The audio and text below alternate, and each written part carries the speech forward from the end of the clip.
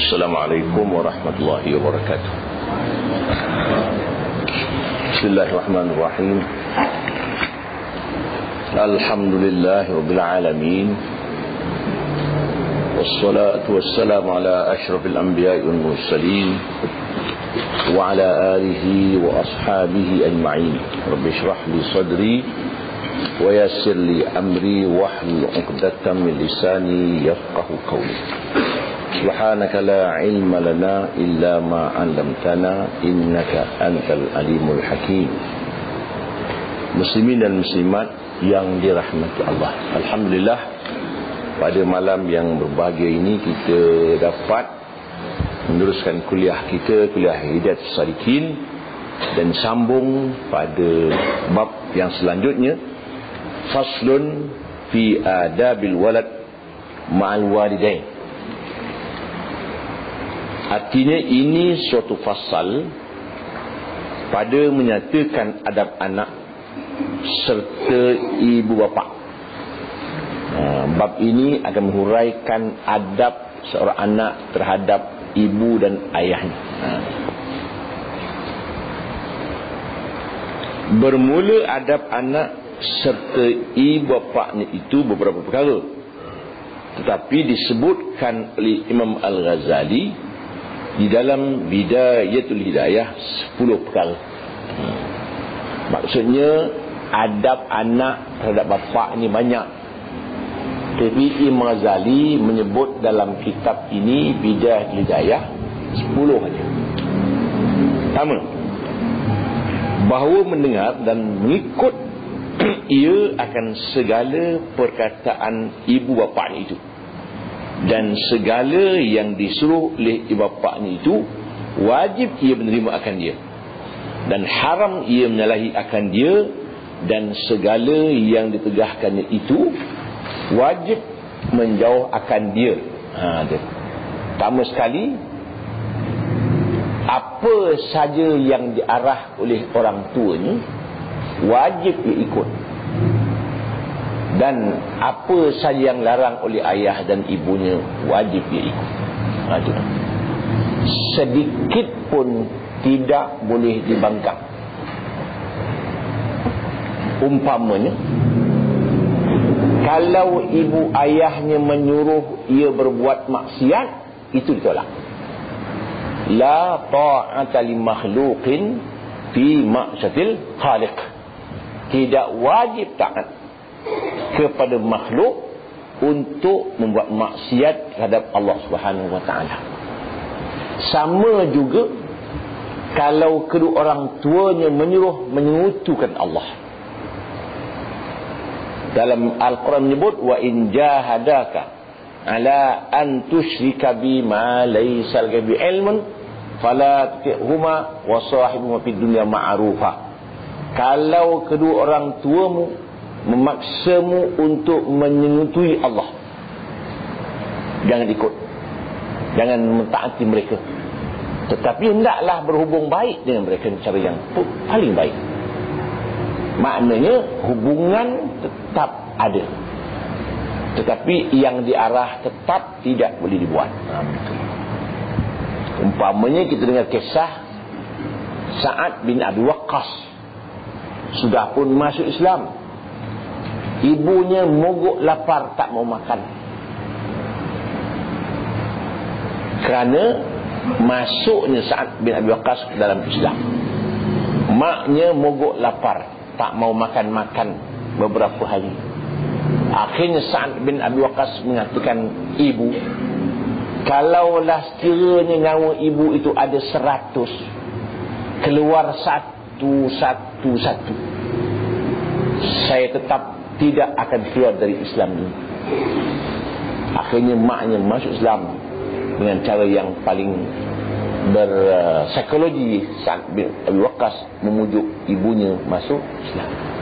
Jadi yang lain-lain tak boleh. Itu sebabnya seorang suami apabila isterinya disuruh cerai oleh ibunya, hendaklah diceraikan. Kan pening tu. Seorang ibu ceraikan isteri kau tu, aku tak suka, mencerai. Ini yang penting. Tuan ingat sejarah. Nabi Allah Ibrahim alaihissalam datang melawat Nabi Ismail alaihissalam. Nabi Ismail telah pun berkahwin. Datanglah ke rumah. Tengok Nabi Ismail tak ada. Ke mana suami? Suami pergi memburu, dia kata. Bagaimana kehidupan kau sekarang? Susah, dia kata. Dia menantu dia. Dia tak tahu yang datang tu menantu dia. Kata Nabi Ibrahim, kirim salam pada suamimu, pesan kepadanya, tiang itu hendaklah ditukar dengan tiang yang baru. Baliklah Nabi Ibrahim tadi. Tak berapa lama Nabi Ismail pun balik. Isterinya pun kata tadi ada orang tua datang berkirim salam, dan ia berpesan tiang itu tukar tiang yang lain. Isteri tak faham. Kata Nabi Ismail, itu bapa aku lah tu. Dia pesan supaya aku ceraikan engkau, dia kata. Cerai. Pasal ayah, arahan ayah. Dan kesilapan isinya ialah menceritakan kesusahannya kepada orang lain. Itu undang tu. Isteri kalau sah, jangan cerita orang lain yang diam sudah. Macam mana hidup? Senang, makan senang. Susah pun senang. Tak lama Nabi Ismail pun kahwin dengan puak Jurhum. Kahwin lah dia. Dah kahwin, datang lagi Nabi Ibrahim AS. Mana suami? Suami saya pergi memburu dia. Bagaimana kehidupan kau sekarang? Alhamdulillah. Minum pun air sejuk, makan pun daging-daging kering. Kirim salam dengan suamimu, pesankan kepada tiang tu biarlah di situ. Baliklah Nabi Ibrahim tadi. Tak lama Nabi Ismail pun balik.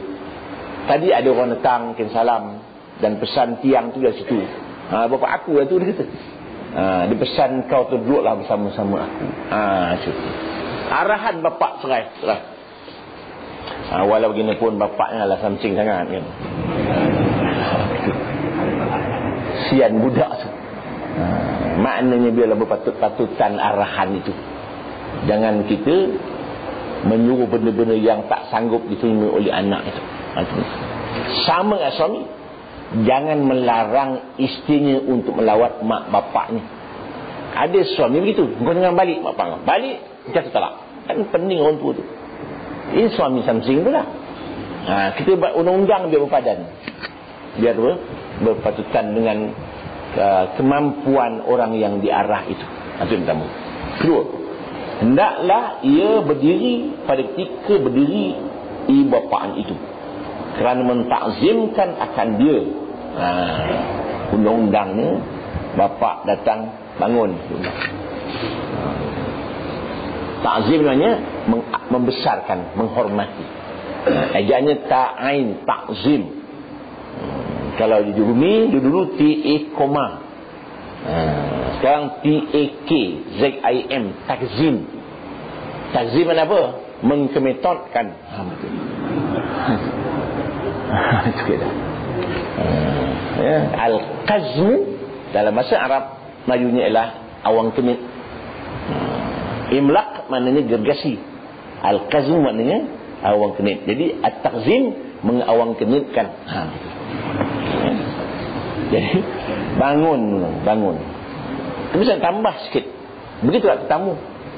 Tetamu datang, kita bangun, menyambut ketibaan tetamu. Dan balik tetamu kita bangun, menghormati baliknya tetamu itu. Kita ingat tu. Itu bab tetamu lah. Jangan kita orang, Waalaikumsalam, balik. Masuk. Tak gitu. Bangun menyambut ketibaan tetamu. Balik pun kita bangun. Itu undang dia. Ni mak bapak sama juga. Sama dengan isteri. Suami lalu naklah bangun. Itu undang dia. Macam ada harapan. Kalau lalu pada ulit dia tidak. Itu undang dia. Kita akan masuk dalam bab suami isteri. Tidak ada orang terangkan benda ni sebenarnya. Tuan guru pun salah juga. Mana mak bapak lalu pun kita kena bangun. Tu. Dalam bab tamu pun, datang tamu rumah kita, anak duduk tepi, undang dia. Tunggu arahan bapak, angkat kawan, angkat, itu undang dia. Isteri pun begitu. Suami lalu dia mesti bangun. Lalu depan suami naklah tunduk. Kita lalu depan kan tunduk. Tentu lalu depan ni orang awam ni. Kan tu. Depan suami pun kena tunduk undang-undang. Macam boleh. Tak ada harapan nama. Itu undang-undang. Maknanya menghormati suami itu. Itu dalam bab tu. Yang buka dalam kitab Muhimmah. Maknanya bagaimana menghormati suami. Jangan angkat suara. Walau salah bagaimanapun. Timbul perkataan tak adil. Mana adil kita kena marah boleh ke tak boleh? Iyalah, macam pejabat juga. Pengarah dengan office boy. Pengarah office boy datang lambat, pengarah boleh panggil. Asal lambat, motor rosak, boleh ada rasa. Besok pengarah terlambat, boleh office boy panggil. Tuan panggil. Asal lambat, boleh. Anda adil, adil lah. Pasal kuasa yang ada pada ni berbeza-beza. Suami isteri pun begitu. Kalau orang tiba kita silap sikit dia marah boleh kita, yalah kita kan bawa arahan. Tapi suami itu boleh dinasihati oleh isterinya, itu lain orang dia. Boleh dinasihati, tengking jangan. Maknanya kalau mak jangan pun tak boleh. Suami pun tak boleh ikut undang-undang. Itu sebab itu dia masalah yang begini yang payah nak cerita. Pasal banyak orang tak mau nak terima. Sekian dimaklumkan. Habis. Jangan ketiga, jangan berjalan di hadapan ibu bapa ni. Jangan jalan belakang. Orang Melayu pula pantang. Lalu belakang habis ilmu mana pula dapat. Lalu di belakang. Maknanya jangan, jaga betul undang-undang. 3. Keempat, jangan ia mengangkatkan suaranya atas suara ibu bapa ni itu. Maknanya jangan menengking orang tua dengan angkat suara. Mesti melembutkan suara di hadapan orang tua. Jangan sekali-kali bercakap yang menyinggung perasaan orang tua. Sikit pun tak boleh. Ini kan soal daripada masyarakat soalan. Jangan sekali-kali bercakap yang boleh menyinggung perasaan ibu bapa. Kita kena ingat, kita akan jadi bapa pula. Bagaimana rasa kita apabila anak angkat suara? Kita pun tak boleh kata kama tadi nutudan, sebagaimana kamu buat, kamu akan dibuat begitu pula. Jangan buat. Orang tua ni jangan dimarah ni, diam. Dia marah angguk je. Bodoh sikit. Jangan lawan. Jangan lawan, diam. Tak boleh pun. Dosa tu. Jangan menderhaka bapa-bapa. Menderhaka. Tuan-tuan ingat Abu Sa'd Al-Qammah itu bukan salah. Sangat sikit. Silap sikit. Mak pun silap, dia pun silap. Tapi menjadi pengajaran kepada kita. Makna Al-Qammah memang merupakan seorang yang sangat sayang kepada mak bapak, cukup sayang kepada ibunya. Tapi kesilapan itu tak disengajakan pun dikira bersalah.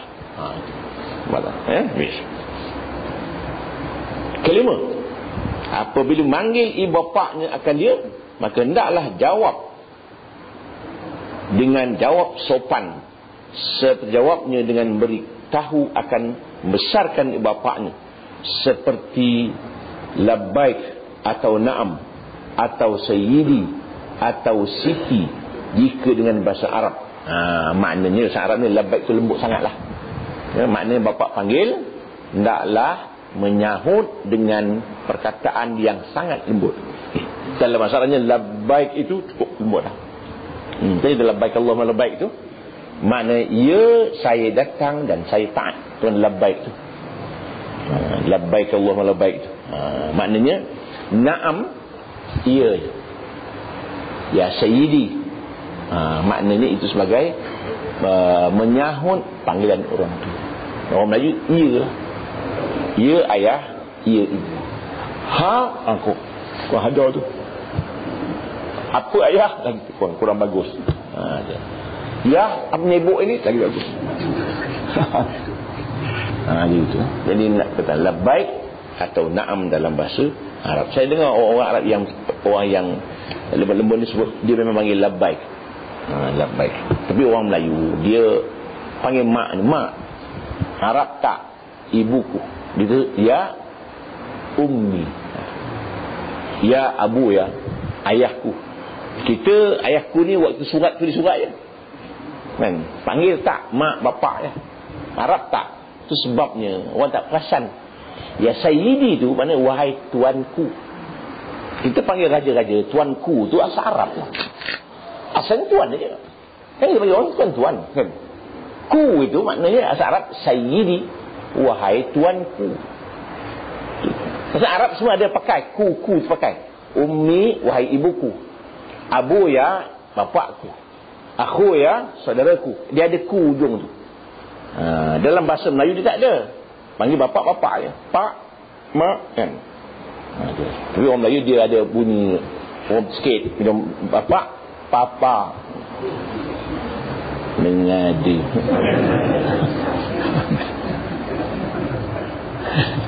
Jadi abah bahasa Arab sebenarnya. Abah Arab tu. Abah, dia abun, dia abah maknanya wahai bapakku. Ummah, ibuku. Abah tu cakap Arab tu. Orang Melayu dia bapak. Macam Indonesia lah kan. Dia bapak, tak bapak. Itu insya. Itu kena nak ceramah Indonesia payah. Kalau ada orang awam dan orang ada ketua kantor. Kan? Dia wahai yang mulia bapak dan kepala bapak. Begitu.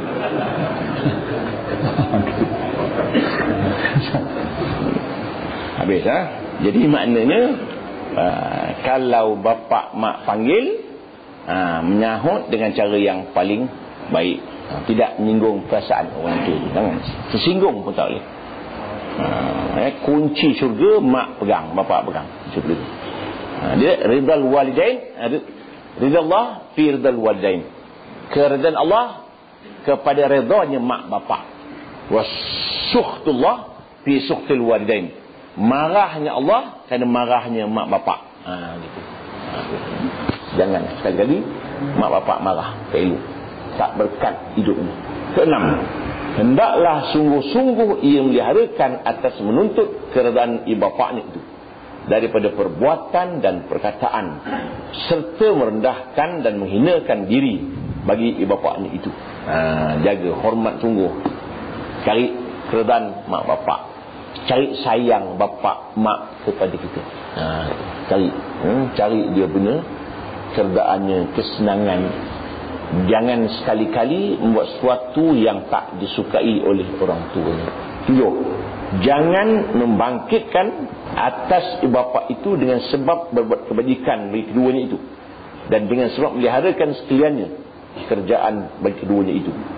Maknanya jangan kita membangkitkan kebaikan yang telah kita buat ke orang tua itu. Masa bagi duit dah lepas cakap banyak orang tua ni. Tak boleh. Jangan. Itu sebabnya kita mak bapak minta duit kena bagi. Mak bapak minta duit kena bagi. Sebab kita waktu hidup kan ada apa sumbangan kita waktu orang tu hidup, dan apakah sumbangannya waktu ia meninggal dunia. Waktu ia meninggal dunia, sumbangan pertama sekali yang minta Allah Ta'ala ampunkan dosa kedua orang tua itu. Ditulis juga oleh T.M. Siddiqui dalam Al-Islam mengenai ketaatan ibu bapa kita kepada mak bapak. Waktu meninggalnya hendaklah kita minta Allah ampunkan dosa kedua mereka, dan juga kita sedekahkan sesuatu dan niatkan pahala kepada kedua orang tua itu. Itu kaedah. Ke-8, bahawa jangan menelik pada keduanya itu dengan telik yang menyakiti akan keduanya itu, atau dengan telik marah akan keduanya itu. Makna mata kita, mata berbina, mata depan orang tua tu boleh. Jangan nampakkan kemarahan kita kepada keduanya. Timbul juga ke? Tak boleh marah langsung. Orang tak betul? Tak betul pun tak boleh. Tak betul pun tak boleh. Boleh nasihat perlahan-lahan. Boleh nasihat orang tua tu perlahan-lahan. Jangan marah. Jangan sekali-kali kita menasihat dia dengan menyinggung perasaannya. 9. Jangan memasamkan muka pada hadapan bapa itu, sebab marah akan keduanya itu. Masam muka pun tak boleh. 10. Jangan musafir melainkan dengan izin bapaknya itu. melainkan jika ada musafir itu kerana menunaikan haji yang fardu ain atasnya, maka iaitu tidak berkendak dengan izin ibu bapa itu, tetapi sunat ia minta izin daripada ibu bapa itu. Adapun musafir kerana naik haji yang sunat atau yang fardu kifayah, maka iaitu tidak harus melainkan dengan izin ibu bapa itu. Nak ke Mekah pun minta izin. Sunat kalau yang wajib. Kalau dia tak bagi, tak ikut, kena pergi juga. Itu ilmu. Kisah. Zaman dulu ada seorang pemuda nak ke Mekah, nak pergi mengaji. Mak ni tak bagi. Pasal mak ni tak ada orang. Seorang dia tinggal. Tapi dia tidak mengaji pada orang tua tu, dia pergi juga. Pasal mengaji ni boleh tempat lain, boleh di kampung ni. Ada tempat mengaji juga. Tapi dia nak mengaji juga di Mekah, kalau tak silap. Jadi dia jalan. Singgahlah di sebuah masjid. Tidurlah di masjid tu. Pemuda tadi ni. Dia pergi ke Mekah tanpa izin maknya. Akhirnya berlaku kecurian di kampung itu. Kecurian kampung itu, orang yang mencuri itu lari. Masuk masjid hilang dia. Orang nampak yang tadi ni, kawan tadi tu tengah semayang, ditangkap. Dia kata ini budak ni bohong. Dia buat semayang. Padahal orang mencuri dah lari tempat lain. Orang tak nampak, gelap dalam masjid. Tangkap. Entah macam tangkap, dipotong tangannya, dikerobik matanya. Hukum dulu hukum mana dapat tak tahulah. Bukanlah negara Islam tu, negara lain. Akhirnya mata dua belah pun dah tak ada. Kemudian dia arak orang. Ini balasan orang mencuri ini. Kata dia, jangan awak buat apa? Jangan awak isytihar saya tidak mencuri. Awak isytiharkan ini balasan orang lawan mak bapak mak dia. Ringkas ceritanya, hantar balik kampung dia. Pasal dulu ni waktu dia pergi, maknya sudah berdoa, fitnahkan dia. Pasal dia ni pergi tanpa izin mak bapak. Balik-balik diceritakan orang, anaknya sudah balik. Dia kata bukan anak aku tu. Kata di orang situ tu, ini anak awak yang telah pun mencuri. Kata jangan cukup mencuri. Dia kata saya tidak mencuri. Ini balasan orang lawan ibu. Barulah mak ingat, peluknya anak dan matilah. Anak pun meninggal, ibu akhir juga meninggal dunia. Balasan kerana melawan ibu, walau dalam musafir sekalipun. Kerana musafir itu hukumnya fardu kifayah untuk ilmu tu. Ilmu yang fardu ain dituntut. Tapi dalam bab wajib, mak tak bagi pergi, boleh pergi. Itu undangnya. Sama tadi ni, isteri nak ke Mekah nak buat haji, suami tahan, tak boleh pergi. Itu hukumnya. Itu kaedah. Maknanya itu benda yang wajib. Sama juga fardu ain. Isteri nak pergi mengaji, itu ilmu fardu ain. Suami tak bagi, dia boleh pergi. Hukumnya fardu ain. Sama dengan isteri tu nak pergi berubat, sakit, suami tak bagi, boleh pergi. Pasal berubat tu hukumnya fardu ain, wajib hukum. Ada suami pula pelik, tak bagi isterinya pergi berubat, pelik juga perangai. Itu ada kaedah-kaedah dia. Maknanya ada kaedah-kaedah yang luas dalam Islam ni. Best. Demikian lagi musafir kerana ziarah kepada anbiya dan aulia dan barang sebagainya, maka tidak harus melainkan dengan izin ibu bapa, tapi harus musafir kerana menuntut ilmu dengan tiada izin ibu bapa ni. Wallahul muwaffiq. Maknanya kata ilmu yang wajib doain boleh pergi tanpa izin. Sama kat tadi, isteri boleh tuntut ilmu tanpa izin suaminya, kerana tuntut ilmu tu hukumnya wajib. Hanya kalau yang sunat tak boleh. Puas sunat pun tak boleh. Suami mesti minta izin oleh isterinya kalau nak puasa Sunat. Puasa Ramadan tak payah minta. Puasa sunat. Bang, saya nak puasa sunat hari ni. Tak boleh. Tak boleh. Tahu? Ada hal sikit.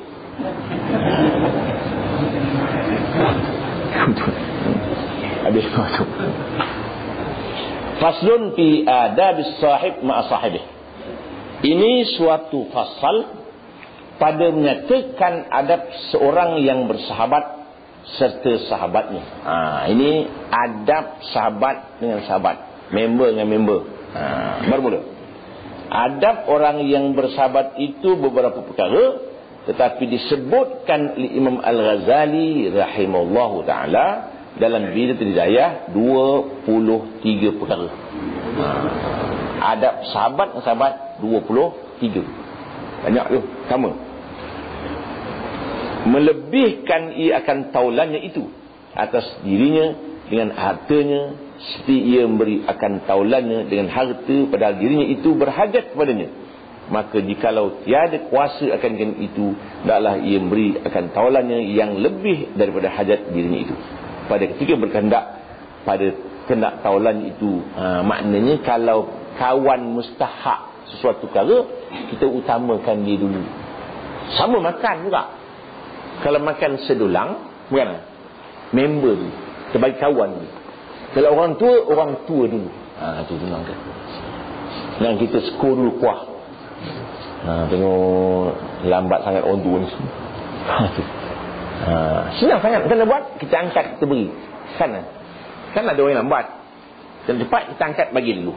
Dan orang makan pula, kita mesti makan yang dekat dulu, yang jauh dulu. Itu nundang dia. Ini juga bab taulan pula begitu. Dia dulu.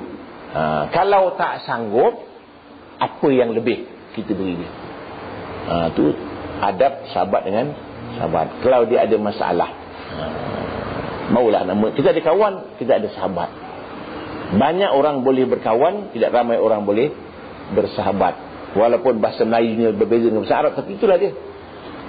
Ada orang dia mentingkan diri sendiri, tidak rasa sayang pada sahabatnya. Waktu nak kenal sahabat, waktu susahlah. Ramai orang bersahabat, waktu senang. Waktu susah, sahabat pun hilang. Yang satu. Dua. Kedua, bahawa menolong ia akan dengan dirinya akan taulannya itu pada segala hajatnya, atas jalan yang bersegera dengan tiada berkehendak taulannya itu minta tolong akan dia. Dia tahu dia ada masalah, jangan tunggu dia minta. Kita awal-awal memberi tolongan sebelum dia minta. Ada kawan-kawan yang segera nak minta, kitalah yang mendahulukan pertolongan kepadanya sebelum ia minta. Itu susah tu. Sebabnya terlihat dia, sahabat-sahabat Nabi begitu. Sahabat-sahabat Nabi, kan kita ingat bahawa apabila seorang sahabat bertamu di rumah Nabi, Nabi kata, kau nak bertamu aku, apa yang ada, apa pun tak ada. Ada diisytiharkan di masjid, siapa yang boleh mengambil tetamu saya ini. Sahabat kata saya, dia pun apa pun tak ada di rumah, tapi dia bawa juga di rumah dia. Makanan pun tak ada. Ni tetamu tak. Diberinya makanan yang sepatutnya anaknya makan. Biar anaknya ditidurkannya untuk dimakan kepada sahabat menjadi tamu Rasulullah SAW tadi. Sama juga, Nabi dapatlah susu, satu tin susu. Kemudian Nabi mikirkan bahawa ada beberapa orang sahabat di masjid tu tak minum, tak makan lama dah. Nabi panggil Abu Hurairah, ambillah susu ni wahai Abu Hurairah, engkau minumlah. Tetapi sebelum kau minum, engkau layan kawan-kawan yang lain dahulu. Sampai Abu Hurairah kata, tak minumlah sudah. Pasal ini orang 70 orang lebih ni, susu setin. Dia lah layan kawan-kawan. Aku tengok susu tinggal sikit. Dia kata orang ramai lagi. Akhirnya cukup. Sekarang kata Nabi, engkau pula minum wahai Abu Hurairah. Aku minum sepuas-puasnya. Baru Nabi minum. Itu jangan itu. Maknanya rakyat dulu, baru pemimpin minum. Jangan pemimpin sapu dulu, rakyat pun tak dapat. Gitu. Sekian dimaklumkan. Itu sahabat barang. Satu hari dalam perang Khandaq, ada satu keluarga panggil, ya Rasulullah, isteri saya nak menyembelih kambing dan mengajak engkau makan, Rasulullah. Tapi jangan panggil orang lain, Rasulullah, tak cukup. Tak apa, gitu. Jangan sembelih kambing itu, biar aku sampai baru sembelih. Nabi pergi rumah orang tu, pegang kambing dan sembelih. Nabi panggil ke semua orang. Dipanggil sahabat yang menggali parit tu, datang makan. Kata tu rumah, habislah, tak cukup kali ni. Nabi tak senyap, dia makan. Apakah Nabi boleh buat gitu? Ke mana Rasulullah? Tak ke mana, senyap dia. Tak ada, tak buat begitu. Panggil semua, makan, cukup. Maknanya sahabat dengan sahabat. Jangan tinggalkan sahabat dalam masa susah ke dalam masa senang ke. Itu di kaedah dia. Berapa dah? 3. Ketiga, baru menyembunyikan ia akan rasa taulannya itu. Masalah sahabat kita, dia ada masalah, tutup dulu. Kan kawan kita tu, keburukan sahabat kita tutup, kebaikan dia cerita tak. Ini kawan baik pun tak rahsia macam mana. Kan duduk tiga, kawan lama. Habis siap berborak, balik seorang. Yang takkan siapa tu, kawan saya lama tu, jahat dulu tu. Sekejap pun cerita. Semayang baru ni, semayang tu dia baru tak semayang. Pecah cepat. Jangan sebut keburukan kawan. Kan kawan kita tu. Itu silap tu. Sekejap tu, seminit dia kawan bergerak. Dulu Samsin tu dia. Baru ini berkeseban tu. Dia buat cerita. Mecah rasa kawan tu.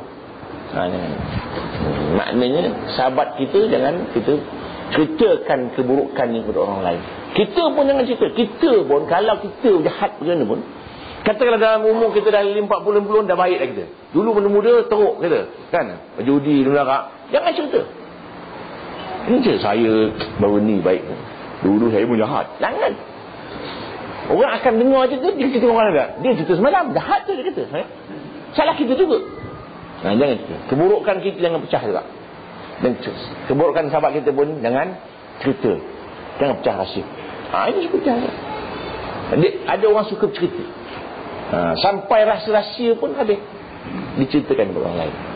Senyap tidak rahsia. Pasal dia pesan, ini kita dua ni, yang seorang. Dia pun, kita dua habis kampung tahu. Itu. Dan keempat, bahawa menutup ia akan segala aib taulan itu. Kan seperti tadi. Keburukan kawan kita, senyap ni. Dah.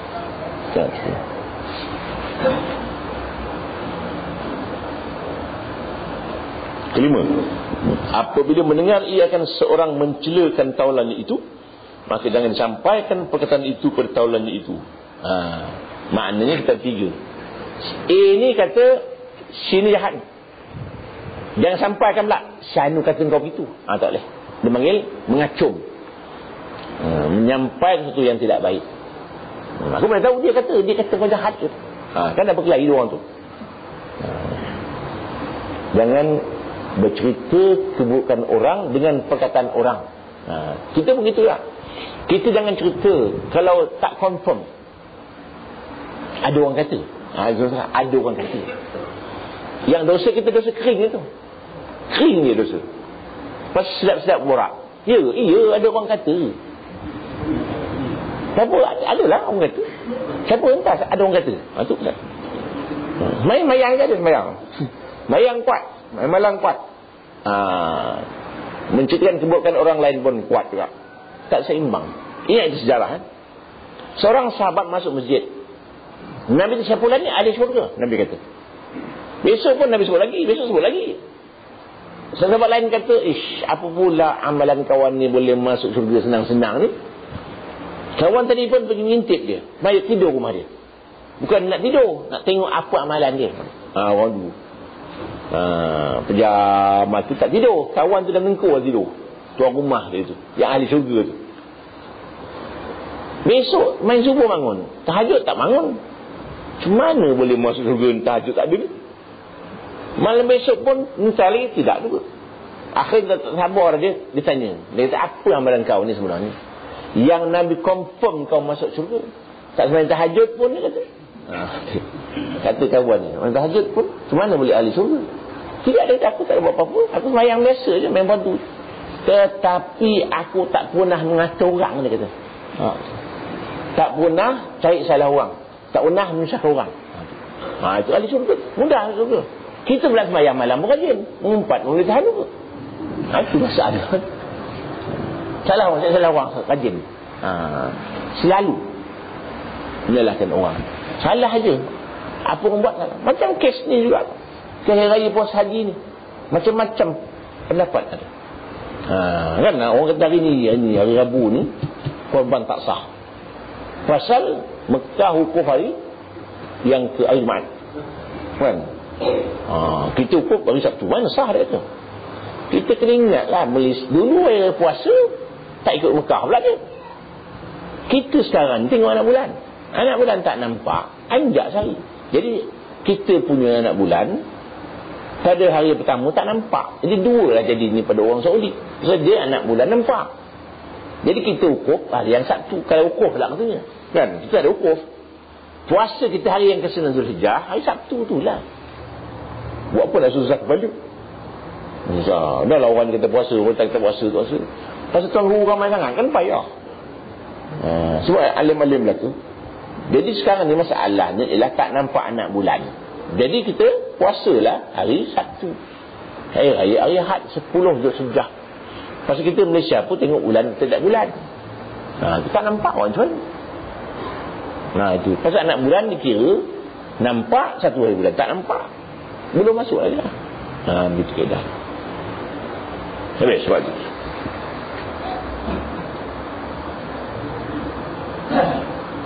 Dia kata kalau orang cela kawan kita, jangan sambung. Dia selalu kena ikut air tak? Baik. Kena kita pertahankan kawan kita. Kita sokong. Kawan lama memang kena ikut, dia kata. Kan kita sokong lagi. Kan kawan kita tu, kawan baik tu, sahabat kita, sokong. Kita mesti mempertahankan sahabat kita. Dia tak kena ikut. Dia jangan-jangan nak bayar je duit.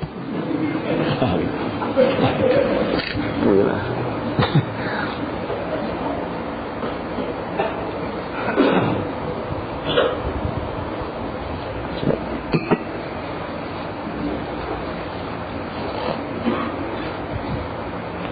Keenam ke?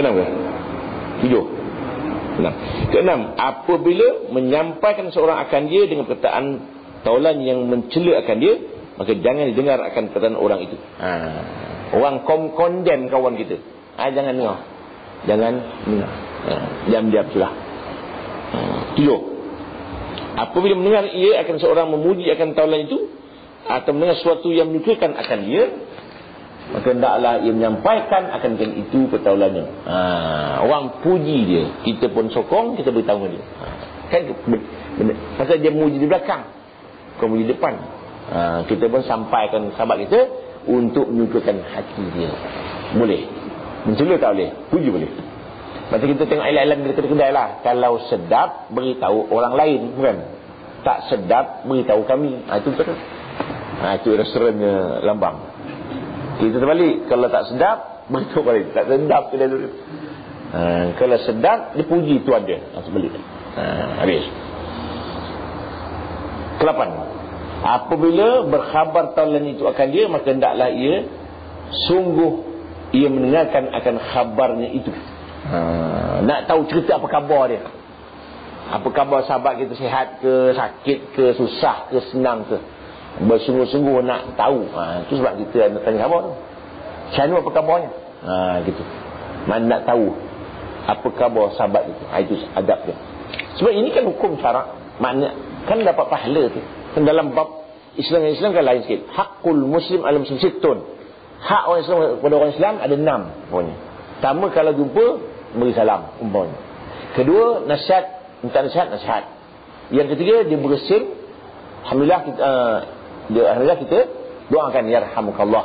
Begitu. Minta utang bagi. Gitu.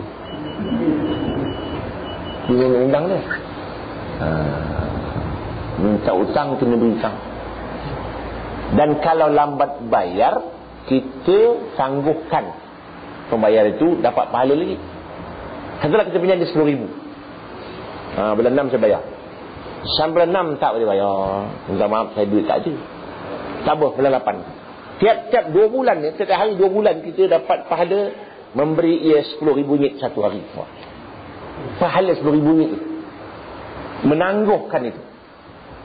Katalah 2 bulan, bermakna kita bersedekah dengan dia 10,000 ringgit satu hari. Nampak? Nak sedekah 10,000 ringgit takkan boleh. Nangguhkan itu. Kalau dia tak bayar, kita bertenang. Jangan kita ceritakan kepada orang lain keburukan orang yang berhutang. Jangan kita minta cara keras. Kan ada hadis sebut, hendaklah minta hutang cara yang paling lembut. Pasal apa? Itu psikologi dia. Kalau kita keras, dia tak nak bayar, habis. Nak minta akan datang, tak minta dah. Kan malu nak minta. Hubungan dah putus. Betul. Yang bagus kita bagi lagi 10,000. Yang kaya masa lapang, pinjam dah lagi. Begitu. Dia keras, putus hubungan. Putus, habis. Sahabat gitu. Ya.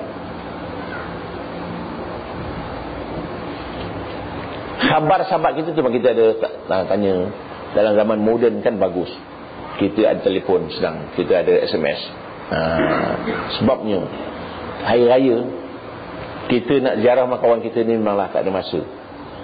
Orang ramai, tak terpergi rumah. Ada SMS. Ucap selamat hari raya. Mudah-mudahan umur panjang, luar rezeki. Kan berhubungan kan itu. Nak pergi rumah dia, cakap begitu. Untung lagi. Pasal dulu ke kad RM1 satu. Envelope lagi. Stamp lagi. Tak sampai lagi. SMS 10 sen 20 sen. Hubungan baik. Kadang-kadang kita terlupa tak hantar sepatah pun. Jadi hubungan tak baik. Jadi moden yang kena persahabatan lagi kokoh pasal alat-alat kemudahan terlalu banyak. Jangan lupa tu. Masuk awal Muharram, ucap selamat Muharram. Ucap selamat tahun baru. Tahun tak 2007 jangan buat selamat, ini Kristian punya. Tak boleh. Maknanya awal Muharram kita buat. Standby dah. Wording dia siap dah. Hantar ya. Kan sekarang hantar 10 hantar 10. Kan 100 sekali. Itu. Jangan lupa tu. Perhubungan. Orang pun suka. Ingat je. Kena saya nak dah ada hantar selamat hari raya baru ni. Kan ada rasa bangga tu. Jangan lupa. Yang keberapa? 9. Meninggalkan dia akan berbantah dengan tahun lain itu. Jangan bertekak. Bertekak kan. Kan dalam hadis, man tarakal mira'a wa huwa muhiqqun falahu ajran. Barang siapa meninggalkan pertengkaran tapi dia memang betul, dapat 2 pahala. Man tarakal mira'a wa huwa mubtilun falahu ajrun wahid. Barang siapa meninggalkan pertengkaran, dia memang tak betul, tekak apa lagi, dapat pahala 1. Itu. Maksudnya kalau betul dia tak tekak juga dapat 2 pahala. Tak betul memang tak betul pun, tekak pun tak guna, dapat 1. Ada jenis orang dia tak betul pun nak betulkan juga. Dia salah nak betulkan juga. Macam ini orang degil. Satu kawan 2 orang sahabat jalan padang pasir. Tengok satu benda terbang. Bukan, satu benda tengah padang pasir tu. Kawan tu kata, kambing tu. Bukan, burung dia kata. Kambing. Tidak, burung. Terbang benda tu. Kan burung? Tak, itu kambing terbang.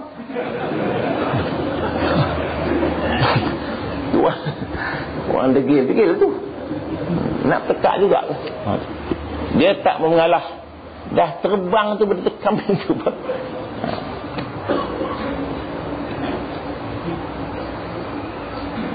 Yang ke-berapa? Yang ke-10. Apabila memanggil ia akan taulan itu, maka hendaklah ia memanggil akan namanya yang terlebih kasih ia dengan dia. Maknanya nama yang bagus-bagus, jangan nama gelaran-gelaran yang pelik-pelik yang tak suka. Jangan panggil nama kawan kita yang pelik-pelik. Sebenarnya bukan kawan, anak kita pun jangan. Anak kita makan banyak, jadi dia akan pak lahap kan. Kan susah, ada besar setengah payah. Susah. Itu sebabnya nama-nama pun, elok namanya Rosita, dipanggil Iton. Dah tua-tua kan payah. Itu kan Iton tu kan bagus di si manjanya kan. Dah tua-tua boleh Iton. Buruk orang bunyi. Itu gelaran yang pelik-pelik. Kawan-kawan pun itu. Elok namanya Mustafa. Dipanggil Mustapek pula. Itu kembali. Waktu muda-muda kecil suka-suka lah. Dah tua-tua kan susah. Itu sebabnya wala tanabazu bil alqab. Jangan memanggil sahabat dengan gelaran yang pelik-pelik. Nabi panggil sahabat yang pelik-pelik tapi nama yang suka sedap. As-Siddiq bagus nama tu. Gelaran yang elok. Al-Faruq kan elok nama. Gelaran dia tu. Sayyidina Uthman Dzun Nurain gelaran dia. Dzun Nurain. Pasal Sayyidina Uthman kahwin nak dua anak Nabi. Dua-dua meninggal. Dzun Nurain dua mempunyai dua cahaya. Kahwin anak Nabi, Ruqayyah dan Ummul Kalsum dua meninggal. Jadi digelarkan Dzun Nurain Sayyidina Uthman. Itu dekat dia. Kita panggil kawan kita panggil nama elok-elok, jangan pelik-pelik. Berapa dah? Kemudian yang ke-11. Apabila melihat ia kebajikan taulannya itu akan dia suatu dari kebajikan, maka hendaklah ia syukur atas perbuatan itu. Maknanya diberi suatu terima kasih. Jangan lupa terima kasih tu. Ya, terima kasih kan. Terima kasih kecil je terima kasih ni. Tapi nilai dia tinggi. Terima kasih. Sama juga kita dengan isteri kita sebenarnya. Isteri kita kalau masak sedap, terima kasih. Jangan lupa. Agak-agak pernah buat agak-agak. Sedap makan. Terima kasih ya. Tak ada, tak sedap dia bising. Sedap dia senyap dia. Alhamdulillah. Bila tak sedap dia bising. Lauk tak sedap, mentah nak mampus macam-macam.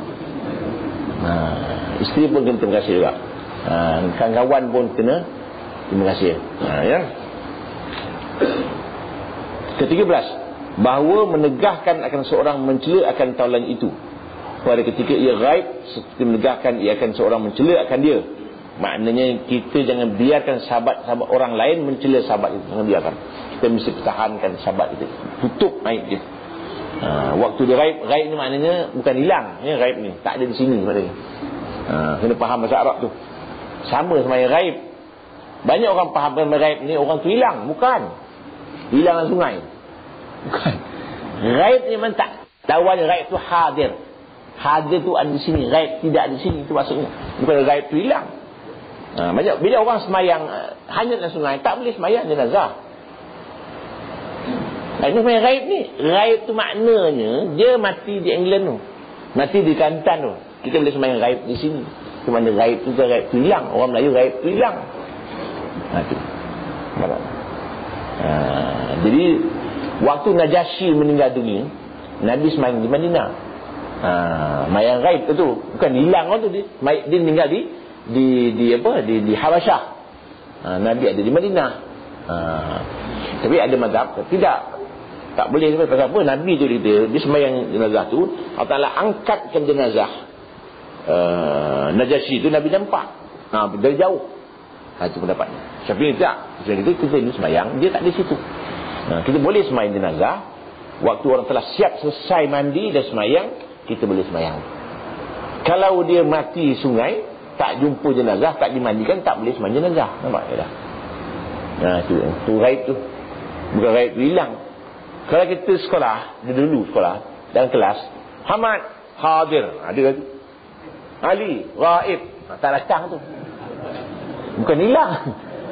Jangan faham hilang pula macam tu lah. Gaib maknanya tak datang. Tapi orang Melayu gaib hilang. Orang Melayu salah. Ruyuk dia kata. Pandai orang Melayu, sian orang Melayu.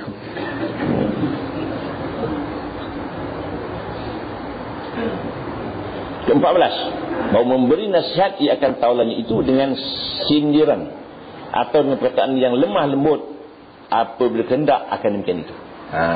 Sahabat kita ni buat tak betul, kita nasihat dengan cara yang paling lembut. Jangan kita keras, kita putus hubungan. Jangan kita keras. Sahabat kita ni buat maksiat, sahabat kita tu, kita nasihat yang paling baik sekali. Apa kata kalau awak tidak buat maksiat lagi? Apa kata? Kalau tegas dia, sudah kau masuk surga seorang. Apa dia nak kata? Nak kau senang waktu pun tak apa. Tak pening kita. Nasihat orang. Macam kita nak nasihat orang paling susah sekali. Orang yang buat maksiat tu sebabnya Allah pesan, wahai Musa, wahai Harun, kau pergi jumpa Firaun. Cakap lembut. Firaun pun kena lembut. Faqula law qawlan layyina. Cakap wahai Musa, wahai Harun, jumpa Firaun cakap lembut. Firaun pun lembut. Satu hari satu orang ni bernasihat kawan dia, keras. Kawan tanya, aku dengan Firaun ni mana hebat? Kawan tanya, kata tu Firaun ni hebat, Firaun pun kena lemah lembut, aku lagi lembut lah, dia kata. Nak perintahkan ni Musa lembut dengan Firaun. Firaun kan hebat, keras, mana dengan aku lagi lembut lah, dia kata. Firaun dah teruk sangat. Sama satu hari Firaun pula datang iblis rumah dia. Iblis datang rumah Firaun, kata Firaun, siapa pula datang rumah aku ni? Kata iblis, tak kenal aku, member lama. Kata Firaun nak tanya soalan sikit. Dia ada kau ngaku ni mana paling hebat sekali? Firaun tanya iblis, kau ngaku siapa yang paling hebat? Sebelum kau lah hebat. Kata iblis, Firaun hebat. Pasal Engkau berani mengaku jadi Tuhan ni. Aku pun tak berani. Mana Firaun hebat pada iblis, dia berani mengaku jadi Tuhan. Gitu pak. Ini Firaun pun kena melembut. Jangan sampai hebat Firaun. Kita dengan sahabat kita dengan lembut. Cara yang paling lembut, atau sindiran yang paling lembut sekali. Kemudian yang ke-15, bahawa maafkan ia akan kesalahan taulan itu dengan jangan ia tempelak akan dia. Maknanya kesalahan-kesalahan yang silap-silap cepat-cepat dimaafkan saja. Jangan disimpan dalam hati kesalahan sahabat kita tu. Jadi salah. InsyaAllah sambung yang ke-16. Selamat akan datang. Wallahu a'lam. Waalaikumsalam. Yang agak dengan ibu bapa tu. Ya. Dengan ibu mertua, ibu bapa mertua macam mana? Ibu mertua kita tu ibu kita. Sama juga. Sama mak tiri sama. Pasal ibu mertua itu haram nikah kita selama-lamanya. Tetap mak kita. Itu kaedah fiqh. Kalau kita akad nikah saja dengan isteri kita itu, akad nikah saja, petang kita cerai, tak sempat bersama, mak mentua tetap mak mentua selama-lamanya. Tak nikah dengan mak mentua tu. Akad nikah saja, tengok mak mentua lawa pula. Pindah pun tak boleh. Itu kaedah dia. Mak mentua tetap mak mentua setelah akad. Bercerailah petang tu pun, mak mentua dia selama-lama. Tak boleh pindah mak mentua tu. Berbeza dengan anak tiri. Anak tiri kalau akad nikah saja, belum jadi anak tiri. Dia bercerai saja dengan mak tiri dia, dia pinang anak. Anak tiri dia boleh nikah. Setelah akad nikah dengan mak dia, kan, tengok mak ni dia nak dara lawa pula. Dah maaflah, cerai dulu, nikah anak dia, hukum harus. Tapi beredah lah. Apa namanya tadi ni, beredah. Tapi mak mentua tak boleh. Jadi mak mentua kita hormat macam mak kita juga. Sama mak tiri. Banyak orang silap, mak tiri dia tak layan. Mak tiri tetap. Pasal mak tiri haram kita nikah dengan mak tiri. Itu keadaan selama-lamanya. Dalam fiqh haram nikah dengan isteri bapa. Mak tiri lah tu. Banyak anak dia hormat mak tiri dia. Bapa dah meninggal dah gitu Islam. Meninggal, kahwin mak tiri. Ada anak-anak tak setuju. Mana boleh, ini mak dia. Dia terima kasih mak dia pasal mak dia itulah yang akan jaga bapa dia. Tu, jangan lupa tu. Banyak orang silap. Dia benci mak tiri dia. Kan isteri bapa dia tu, saudara dia tu. Hal itu persaka kan dapat bapa dia mati. Tu kita. Ya. Jadi mak tiri tetap mak tiri. Tak boleh kita hormat mak tiri. Tu kita. Wallahu a'lam. أعوذ بالله من الشيطان الرجيم بسم الله الرحمن الرحيم الحمد لله رب العالمين والصلاة والسلام على أشرف الأنبياء والمرسلين وعلى آله وصحبه أجمعين اللهم امنن علينا بصفاء المعرفة وهب لنا تصحيح المعاملة فيما بيننا وبينك على سنة وارزقنا صدق التوكل عليك وحسن الظن بك وامنن علينا بكل ما يقربنا إليك مقرونا بعواقب الدارين ورحمتك يا أرحم الراحمين وصلى الله على محمد وعلى آله وصحبه وسلم والحمد لله رب العالمين السلام عليكم ورحمة الله وبركاته